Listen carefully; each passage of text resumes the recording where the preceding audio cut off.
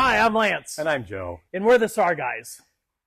What are we going to talk about today, Joe? Well, you know, we've had several searches in the last year or so that we've involved dogs, and we have flankers and we have other team members that are around, and they're always wanting to help, but they don't totally understand how the dogs work. And so eventually either they start searching in a way that is not productive or efficient, or they get in the way of the dog or cause the dog to, you know, we actually had a dog at one point lay down and give up because it was so confused. So I thought maybe we could do a video today to talk about the different kinds of dogs, show or talk about what each kind of dog does, and then talk about the dogs that we have and how they operate, so that searchers who are helping flank a dog or who happen to be around when a dog's searching know how they should behave so that they can help the dog in the best way possible. Absolutely. I think, you know, if you're not in the dog world, the dog world becomes, you know, kind of this huge thing. And I mean, just doing the research of it and how many different dogs categories there are, it's pretty overwhelming to be able to know those things. And so I'm excited about today. And so why don't you tell us what you've learned, Joe? Okay, there we go. The Oregon State Sheriff's Association identifies 7 types of search dogs, and they actually are certified in each of these capacities. So I'll just talk about each of them. We have tracking dogs, and these are the dogs that you can give them an article of clothing or something that belongs to a particular person, and the dog will actually follow that scent of that person, essentially step by step, and follow to that person. We have trailing dogs that do basically the same thing, only they don't stick their nose right to the ground. They're more up in the air searching for that particular scent. We have air scent dogs. An air scent dog actually is looking for a person. It doesn't matter who the person is. They don't use clothing articles or anything to identify who that person is they're looking for. They just go out, find a person in the woods or wherever they're going. They find a live person. They come back, tell the handler goes to that person. We have article detection, and basically dogs that are trained for article detection, they go find inanimate objects that have human scent on them. So if you drop your keys in the lawn somewhere, you have a wallet, a gun, a shell casing, those all have human scent on them, and they're someplace where they don't belong, and basically an article detection dog will find that particular item. We have human remains detection dogs, and this is a specialty where these dogs are trained to find any decomposing human remains. And it could be a small little thing, it could be blood, it could be a tooth, it could be a whole body. And they're trained specifically to find those things, and they work a little bit different than all these other dogs. We have water detection, and these are dogs that find people that are underwater. Usually they're not alive, and the person's body is off-gassing. Those gases raise to the surface of the water in a particular place, and then the dogs can alert either from the shore or from a boat. And then you have avalanche detection dogs, and they're basically like an air scent dog. They try to find a human scent somewhere buried in the snow, and we don't have much experience with that here on the Oregon coast. We just don't get the snow that much. The 2 types of dogs that we work with the most on our team are air scent dogs and human remains detection dogs. And so I'm going to talk just a minute about how each of these types of dogs work. So an air scent dog basically goes out into the woods, or in our case in the woods or in the city, and what it will do is it will sniff for a person. So I'm going to move over here a little bit.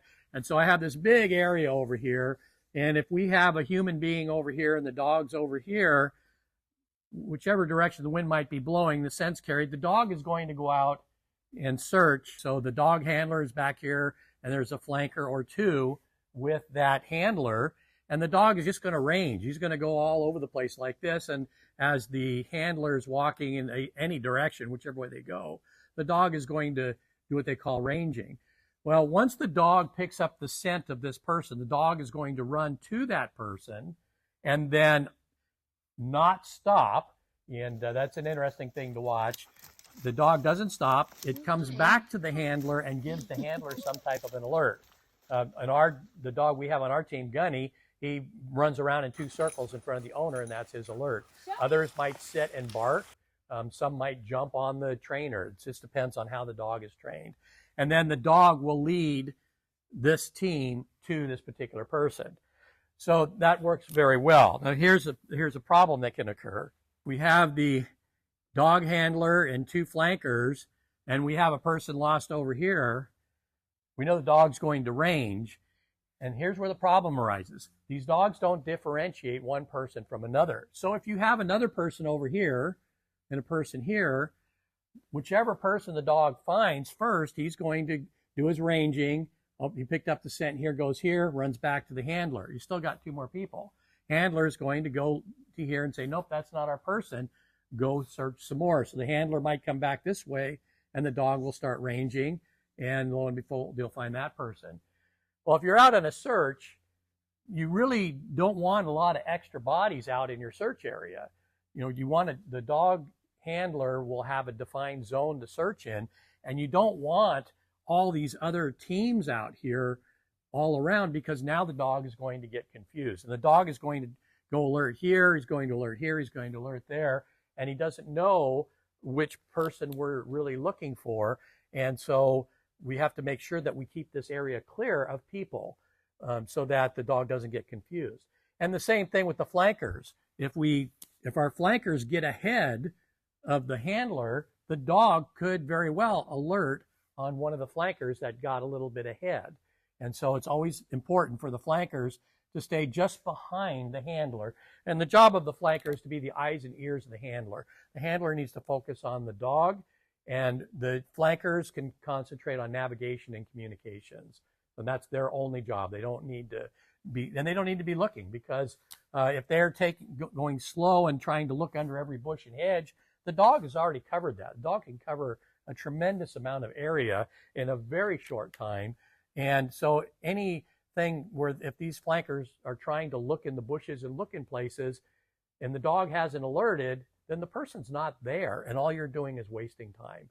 So the flankers have to focus on their job, and that is to be the eyes and the ears of the handler, watching for danger zones or navigating, making sure they're staying in their particular search area. Okay, the second type of dog that we deal with is called an HRD, or human remains detection. In years past, they used to call them cadaver dogs. The human remains detection dog operates a little different than an air scent dog. So if we have a person who is deceased and they're over here somewhere, the human remains detection dog basically is with the handler and 2 flankers. And what will happen is, when there is a scent that comes off of a body, off gassing, if the wind's blowing this way, you're going to have a cone of scent that goes like this. So what happens with the dog is the dog will go out and range like they always do. Well, right now we're in the scent. If the dog was starting somewhere else, let's say the dog was starting up here and going this direction, the dog will range until they get into the scent cone. So now they will do a change of behavior. Sometimes they'll put their nose in the air, their ears will perk up.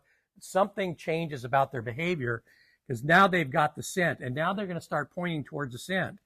So they're still going to range, and what happens is the dog will range back, and as soon as they get out of the scent, they're going to turn around and come back this way.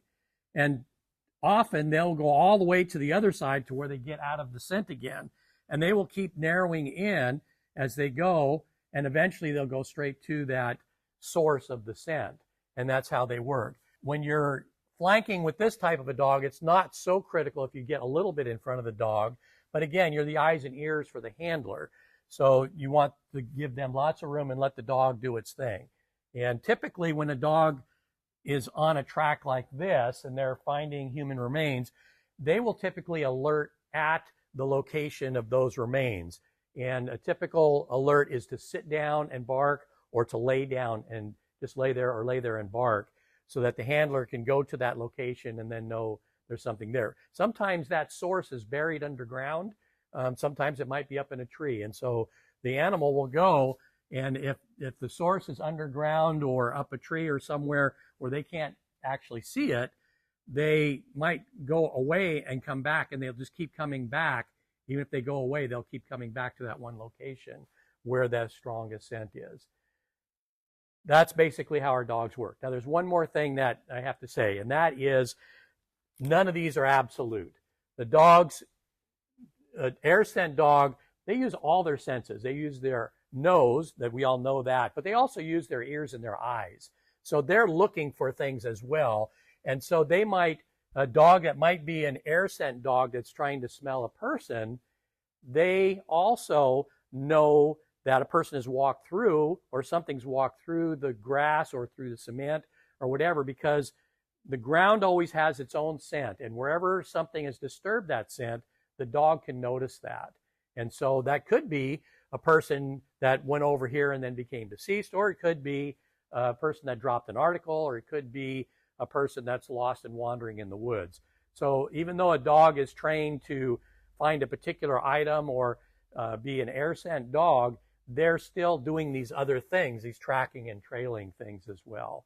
So that's about how those things work. I'm going to insert a clip where you can see a dog working a cone to find some HRD source.